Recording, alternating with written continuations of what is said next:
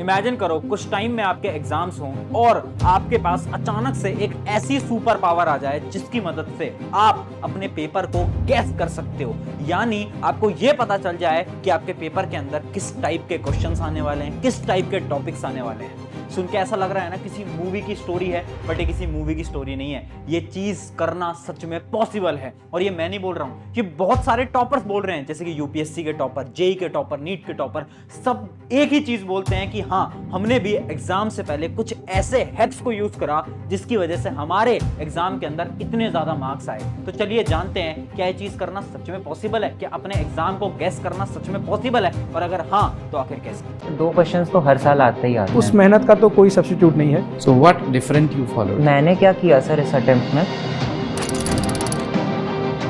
सो hi everyone, मेरा नाम है Prashant, mentor of thousands of students. अगर आपने इस वीडियो को क्लिक करा है ये सोच के कि आज मैं कुछ जादू कर दूंगा, आज मैं कोई चमत्कार कर दूंगा जिसकी मदद से अपने पेपर को पूरी तरीके से लीक कर पाओगे, यानी अपने पेपर को गैस कर पाओगे, तो देखो ऐसा तो करना पॉसिबल नहीं है। बट हाँ, कुछ साइंटिफिक प्रोसेसेस हैं जिसकी मदद से आप अपने पेपर में आने वाले इंपॉर्टेंट टॉपिक्स को गैस कर सकते हो। और ऐसा मैं नहीं बोल रहा हूं, ऐसा बहुत सारे टॉपर्स बोल रहे हैं। जैसे कि एक एग्जांपल हम लेते हैं यूपीएससी टॉपर जिसकी रैंक 1 आई। उन्होंने अपने हर एक इंटरव्यू के अंदर एक बात बोली जो कि ये थी कि मैंने अपने एग्जाम से कुछ दिन पहले कुछ ऐसे साइंटिफिक प्रोसेसेस को फॉलो करा, एक साइंटिफिक हैक्स को फॉलो करा जिसकी मदद से मैंने अपने पेपर में इंपॉर्टेंट टॉपिक्स को ऑलरेडी गैस कर लिया था। और ना केवल इंपॉर्टेंट टॉपिक्स, उसके साथ साथ मैंने और भी बहुत सारे हैक्स को फॉलो करा था जिनकी मदद से मैंने अपने इस एग्जाम के अंदर रैंक 1 हासिल करी। बट पहली चीज, मुझे पता है तुम्हारे एग्जाम बहुत कम टाइम के अंदर है। सबसे पहले मुझे कमेंट करके बता देना कि कितने टाइम के अंदर तुम्हारे एग्जाम स्टार्ट होने वाले हैं, कितने दिन बचे हैं, 1 दिन, 2 दिन, 10 दिन, 15 दिन, 1 महीना,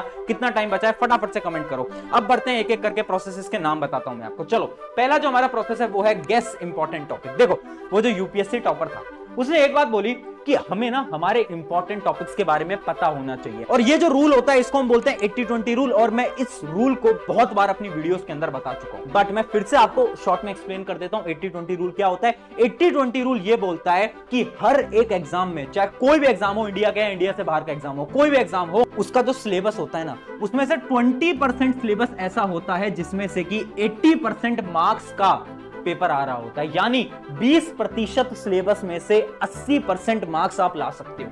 अब सवाल ये उठता है कि ये जो 20% सिलेबस है इसको कैसे ढूंढा जाए, आखिर क्या तरीका फॉलो किया जाए जो कि उस टॉपर ने फॉलो करा। जैसे कि हमारा पहला जो उसका स्टेप उसने बोला, दोस्त की हेल्प, यानी आस्क योर फ्रेंड या फिर आस्क योर सीनियर्स। आपके कोई सीनियर होंगे जो कि आपसे 1 साल बड़े होंगे, जो कि ऑलरेडी इस एग्जाम को दे चुके होंगे, या फिर आपसे 1 क्लास बड़े होंगे। अगर आप 9th में हो तो 10th में होंगे, तो आपको वो बहुत बेहतर तरीके से बता पाएंगे कि कौन कौन से टॉपिक्स इंपॉर्टेंट है।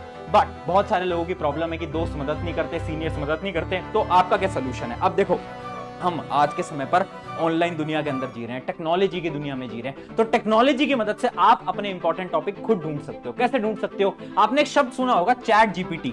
चैट जीपीटी आप गूगल पे जाकर सर्च करना, आपको पता चल जाएगा एक टाइप का एआई है। अब इसकी मदद से आप क्या कर सकते हो ना, इसकी मदद से आप आराम से अपने इंपॉर्टेंट टॉपिक्स को गेस कर सकते हो। जैसे कि एग्जांपल लेते हैं, इमेजिन करो मैं क्लास 10th का स्टूडेंट हूं, मुझे एक चैप्टर लाइफ प्रोसेस के इंपॉर्टेंट टॉपिक्स चाहिए। तो मैं क्या सर्च करूंगा? उसके अंदर जाऊंगा कि tell me about class 10th life process important topics. मैंने जैसे ही सर्च करा तो मेरे पास लिस्ट आ जाएगी सारे के सारे इंपॉर्टेंट टॉपिक्स की, जो कि मेरे पेपर के अंदर आने वाले। अगला प्रोसेस क्या है? अगला प्रोसेस है पीवाईक्यू। ये जो पीवाईक्यू वाला प्रोसेस होता है, प्रीवियस ईयर क्वेश्चन का प्रोसेस, ये बहुत सालों से चल रहा है। और ये 10 साल पहले एक इंटरव्यू हुआ था जेई के टॉपर का, उसने भी अपने इंटरव्यू में इस प्रोसेस को बताया था। ये प्रोसेस क्या बोलता है? आपको क्या करना है? प्रीवियस ईयर क्वेश्चन उठाने। इमेजिन करो आप 12th बोर्ड की तैयारी कर रहे हो, तो आपको प्रीवियस ईयर क्वेश्चन उठाने बोर्ड एग्जाम के, और आपको यह देखना है कि किस चैप्टर के कौन से टॉपिक में से क्वेश्चन रिपीट हो रहे हैं। आपको यह ढूंढना है कि किस किस टॉपिक के रिपीट हो रहे हैं, और उन सारे टॉपिक्स को आपको लिख लेना है।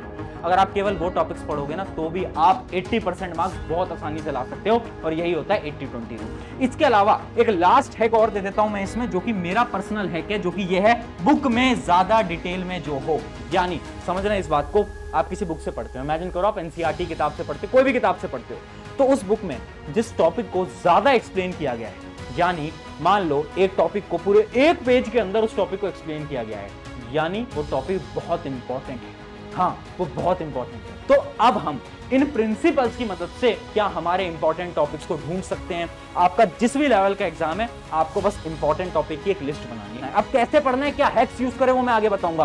बट उससे पहले अगर तुम क्लास 9th और 10th के स्टूडेंट हो तो इंपॉर्टेंट टॉपिक्स की लिस्ट मैंने ऑलरेडी अपने दूसरे चैनल पे दे दी है, लिंक मैं डिस्क्रिप्शन में दे दूंगा। ठीक है, आगे बढ़ते हैं। देखो, अब यूपीएससी टॉपर ने अगला पॉइंट क्या बोला वो आप समझना। उसने ये बोला कि आज के जमाने में हम ना बहुत ऑनलाइन दुनिया में जी रहे हैं और हमारा दिमाग भी ना डेवलप हो रहा है, इवॉल्व हो रहा है। तो अब ना आपको ना वीडियोस देखना स्टार्ट करना है, ना कि आपको टेक्स्ट देखने हैं। यानी पुराने जमाने में क्योंकि ऑनलाइन कुछ नहीं था तो हम ना बुक से पढ़ाई करते थे, सारी चीजें बुक ले लेके पढ़ रहे थे। बुक से पढ़ना ना थोड़ा मुश्किल है, आपके दिमाग को ना बुक्स बहुत ज्यादा बोरिंग लगती हैं। क्यों? क्योंकि आप पहले रीड करोगे, फिर आप समझोगे, फिर आप याद करोगे, तो इस प्रोसेस में ना आपकी बहुत ज्यादा एनर्जी यूज होती है और आपका दिमाग जो होता है ना वो जल्दी नहीं याद कर पाता। बट अब एक नई दुनिया आ गई है वीडियोस की।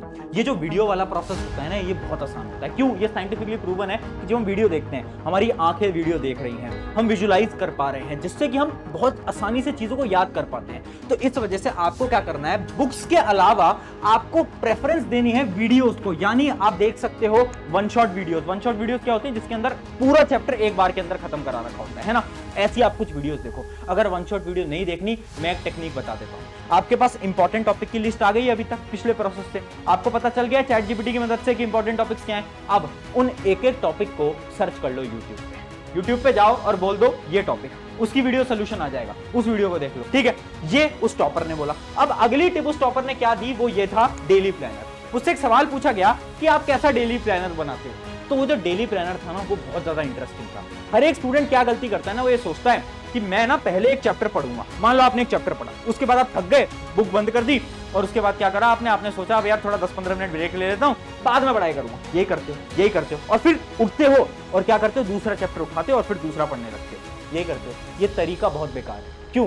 क्योंकि उस टॉपर ने बताया डेली प्लानर के होते हैं 2 स्लॉट्स, यानी 2 फेजेस। पहले स्लॉट में आपको क्या करना है, उस चैप्टर को पढ़ना है। पढ़ना कैसे है? मान लो वीडियो सोल्यूशन से पढ़ रहे हो तो आपने वीडियो से पूरा का पूरा चैप्टर पढ़ लिया। अब आपको क्या करना है, एक ब्रेक आपने लिया, मान लो 15 मिनट का ब्रेक लिया। उसके बाद आपको देना है स्लॉट 2। स्लॉट 2 क्या होता है? ये होता है 15 मिनट का स्लॉट। इस 15 मिनट के स्लॉट के अंदर आपको रिवाइज करना है जो कि आपने जस्ट थोड़ी देर पहले वीडियो से पढ़ा। इससे क्या फायदा होगा भैया? 15 मिनट खराब होंगे? 15 मिनट खराब नहीं होंगे। ये बहुत इंपॉर्टेंट है।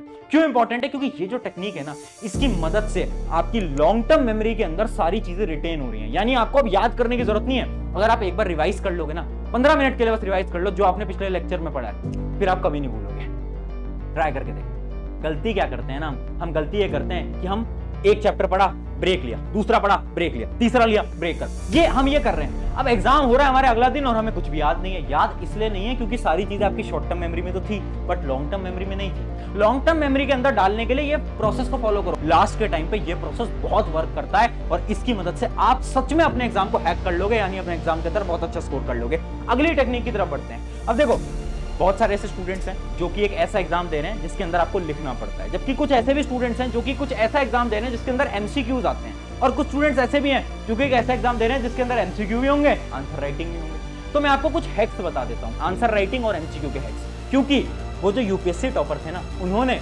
अपने इंटरव्यू के अंदर ये लाइन बोली थी कि आप कितना पढ़ के जा रहे हो उससे फर्क नहीं पड़ता, आप अपने आंसर को कैसे लिख कर आ रहे हो उससे बहुत फर्क पड़ता है। तो आंसर लिखना बहुत इंपॉर्टेंट है। और हाँ, एमसीक्यू के लिए भी कुछ ट्रिक्स होती हैं, कुछ टिप्स होती हैं जिसकी मदद से आप बहुत आसानी से एमसीक्यूज को गेस कर सकते हो। देखते हैं, पहले हम बात करते हैं आंसर राइटिंग की। अगर आपका कोई ऐसा आप एग्जाम दे रहे हो जिसमें आंसर राइटिंग आती है, तो देखो 2 नोटबुक आपके सामने दिख रही होंगी। मान लो ये है आंसर नंबर 1, एक बच्चे ने आंसर लिखा। आपको कैसा लग रहा है? कुछ समझ आ रहा है? नहीं समझ में आ रहा। क्यों नहीं समझ आ रहा? क्योंकि राइटिंग बेकार है। चलो राइटिंग को इग्नोर भी कर देते हैं। तो स्पेस बहुत कम है, वर्ड्स के बीच में देखो स्पेस कितनी कम है, लाइन नहीं है, कुछ अंडरलाइन नहीं है। जबकि एक दूसरा स्टूडेंट मैं आपको दिखाता हूं। अब इस स्टूडेंट की नोटबुक आप देखो, आपको सब कुछ समझ आ रहा है ना? राइटिंग अच्छी है, उसके अलावा क्या है, इंपॉर्टेंट वर्ड्स को अंडरलाइन करा गया है, उसके साथ साथ क्या है, गैप बनाया गया है। क्या बताने चाह रहे हो भैया? मैं पता है क्या बताना चाह रहा हूं। जब एक टीचर या फिर कोई भी एक एग्जामिनर जब इन नोटबुक चेक करेगा ना, तो ऑब्वियस सी बात है, चाहे दोनों का आंसर सेम हो, बट इसको 5 से 10 नंबर एक्स्ट्रा मिलेंगे। क्यों मिलेंगे? क्योंकि इसकी कॉपी चेक करना बहुत आसान है। इसकी कॉपी को देख के पता चल रहा है अरे उसने तो सारे पॉइंट्स लिखे हैं। तो कुछ मेथड्स को इसने फॉलो करा है। क्या मेथड्स हैं? मेथड नंबर 1, गैप बनाओ, सारे आंसर्स के बीच में देखो गैप बनाओ। मेथड नंबर 2, पॉइंट्स में आंसर लिखो। जब आपने उस स्टूडेंट की आंसर शीट लिखी तो उसने देखो कितना का कितना पूरा का पूरा एक पैराग्राफ लिख दिया। पैराग्राफ चेक करना बहुत मुश्किल होता है, जबकि जब हम पॉइंट्स में आंसर लिखते हैं ना, देखो कैसे पॉइंटर्स बनाए तो बहुत आसान हो गया अब आंसर चेक कर। उसके अलावा थर्ड ट्रिक क्या है, इंपॉर्टेंट वर्ड्स को अंडरलाइन करना। जैसे कि यहां पर देखो इंपॉर्टेंट वर्ड्स को अंडरलाइन कर दिया, ये अंडरलाइन कर दिया, ये अंडरलाइन कर दिया, ये अंडरलाइन कर दिया, ये कर दिया, तो जितने भी इंपॉर्टेंट वर्ड्स से अंडरलाइन कर दिया, तो जैसे ही टीचर आएगा कॉपी चेक करेगा, इंपॉर्टेंट वर्ड्स दिखेंगे, टिक टिक टिक टिक टिक टिक टिक, नंबर मिले, बस। कितनी अच्छी टेक्निक है। जबकि वो जो अंडरलाइन नहीं करते उनके पूरे आंसर को पढ़ना पड़ता है, जब पूरे आंसर को पढ़ते हैं तो गलतियां मिलती हैं तो नंबर कटते हैं। ये कुछ हैक्स हैं, ये ऐसे हैक्स हैं जो कि स्कूल में शायद नहीं बताए जाते, बट मैं आपको बता रहा हूं ताकि आप फॉलो करो और मार्क्स अपने इंक्रीज कर लो। ये तो हो गया हमारा आंसर राइटिंग का हैक। इसके अलावा अब एमसीक्यू का हैक है। एक एग्जांपल से मैं आपको समझाता हूं। देखो एमसीक्यू के हैक पे मैंने पूरी की पूरी वीडियो बना रखी है साइंटिफिक मेथड्स पे, लिंक मैं डिस्क्रिप्शन में दे दूंगा, डिटेल में है पूरी, वो आप देख लेना। बट उसका एक मेथड मैं आपको एक्सप्लेन कर देता हूं। जैसे कि एक क्वेश्चन है, अब इस क्वेश्चन को आप देखो, यहां पर कोई क्वेश्चन है और 4 ऑप्शन दे रखे हैं। अगर मुझे इसको गेस करना है तो मैं पता है मैं क्या यूज करूंगा, मैं यूज करूंगा similar option trick. Similar option trick क्या बोलती है, एग्जामिनर हमेशा सही आंसर उनमें रखता है जो कि 2 ऑप्शन सेम होते हैं। अब आप देखो 10, 2, 3, 51, कौन से 2 ऑप्शंस जो है बहुत सेम है, जो कि आपके 2 और 3, तो यानी गारंटेड इस क्वेश्चन का आंसर 2 या फिर 3 में से होने वाला है। तो अब इन दोनों में से आप जो भी आपको सही लग रहा है आप लगा सकते हो, तो आपकी गलत होने की जो चांसेस थी वो ऑटोमेटिकली कम हो गई। तो आप समझ पाए, ये होती है एमसीक्यू ट्रिक्स। ऐसी बहुत डीपली एमसीक्यू ट्रिक्स के ऊपर मैं आपको ऑलरेडी एक वीडियो बना चुका हूं, तो आप वो देख लेना, डिटेल में सब कुछ समझा रखा है। ऐसी एमसीक्यू ट्रिक्स से आप अपने एमसीक्यू एग्जाम्स को भी हैक कर सकते हो और पेपर के अंदर गेस्ट वर्क से भी मार्क्स ला सकते हो। अब बढ़ते हैं हमारे लास्ट टिप की तरफ, जो कि है क्या, स्लीप प्लस बाथ। देखो एक प्रॉब्लम आप सबने फेस करी होगी, पढ़ के सब जाते हैं बट एग्जाम के अंदर ना याद नहीं आ पाता। ऐसा लगता है कि पढ़ा तो था, अभी तो याद था, पता नहीं क्या हो गया, अचानक से क्यों नहीं याद आ पा रहा, दिमाग पे जोर डालते हो, कुछ याद नहीं आता और उसके बाद पैनिक कर जाते हो। होता है ना, ये प्रॉब्लम पता है क्यों होती है, क्योंकि हमें ऐसा लगता है कि हम तो सुपर ह्यूमन है। सुपर ह्यूमन यानी एग्जाम से एक रात पहले हम सबको लगता है हम सुपर ह्यूमन है, हम 10-10, 12-12 घंटे पढ़े जा रहे हैं, सोच रहे हैं अरे नींद क्या होती है, नींद क्यों लेनी भाई, पढ़ाई करो, पास होना है। ये बेवकूफी है, ये बेवकूफी है। तुम सुपर ह्यूमन नहीं हो, ना मैं, ना तुम, ना कोई। नींद लेनी पड़ेगी। इसके पीछे भी एक रिसर्च हुई थी जिससे कि यह पता चला, एक इंसान जिसको 2 दिन तक नींद नहीं लेने दी गई, उस इंसान की पता क्या हालत हुई, उसकी मेमोरी पावर 60% तक कम हो गई। यानी अब उसे कुछ याद ही नहीं होता। तीसरे दिन में उसे कुछ समझ ही नहीं आ रहा था क्या हो रहा है, उसे कुछ याद ही नहीं था कि कल क्या हुआ था, परसों क्या हुआ था। उसकी मेमोरी इतनी वीक हो गई। यानी अगर तुम नींद नहीं लोगे तो तुम्हारी मेमोरी पावर ऑटोमेटिकली रिड्यूस होगी। तो जो प्रॉब्लम है, पढ़ा तो था, एग्जाम में याद नहीं आ रहा, इसलिए नहीं आ रहा क्योंकि तुम एग्जाम से पहले नींद नहीं ले रहे हो। एग्जाम वाली जो रात होती है ना, अगले दिन तुम्हारा एग्जाम है, ये जो रात होती है, इसमें प्लीज 6 घंटे मिनिमम सोकर जाओ। 6 घंटे सो लोगे बस काम हो जाएगा। ठीक है, अगली चीज है बात। देखो एक सिंपल सी बात मैं आपको बता देता हूं, जब भी अपना एग्जाम देने जा रहे हो उससे पहले कोल्ड शावर यानी बाथ लेकर जाओ, नहा कर जाओ। क्यों मैं बोल रहा हूं, जब हम नहाते हैं ना तो हमारे जो ब्रेन सेल्स होते हैं वो एक्टिवेट होते हैं, और जब ब्रेन सेल्स एक्टिवेट होते हैं ना तो एग्जाम के अंदर आप अपने आंसर्स को बहुत अच्छी तरीके से लिख पाओगे और बहुत अच्छी तरीके से आंसर्स के बारे में सोच पाओगे। तो जो सोचने वाली शक्ति है, इस पे बहुत बड़ा काम करता है आपके, अगर आप डेली नहा कर जाते हो तो। अगर इतना कर लेते हो, आप अपने एग्जाम के अंदर बहुत अच्छे मार्क्स लेकर आने वाले हो। ये सारी टिप्स अगर आप फॉलो करोगे, आराम से आप कोई भी एग्जाम हो, कोई भी कितना ही टफ एग्जाम हो, बहुत अच्छे मार्क्स से पास कर सकते हो और बहुत अच्छे मार्क्स ला सकते हो। ऑन दिस नोट आज की वीडियो को एंड करते हैं। अगर वीडियो से मदद हुई है, अपने एक दोस्त के साथ शेयर कर देना और उसकी भी मदद करा देना, क्योंकि एग्जाम पास आ रहे हैं। डर सबको लगता है बट डरने की बात नहीं है, क्योंकि ये सारी ट्रिक्स हमारे साथ हैं।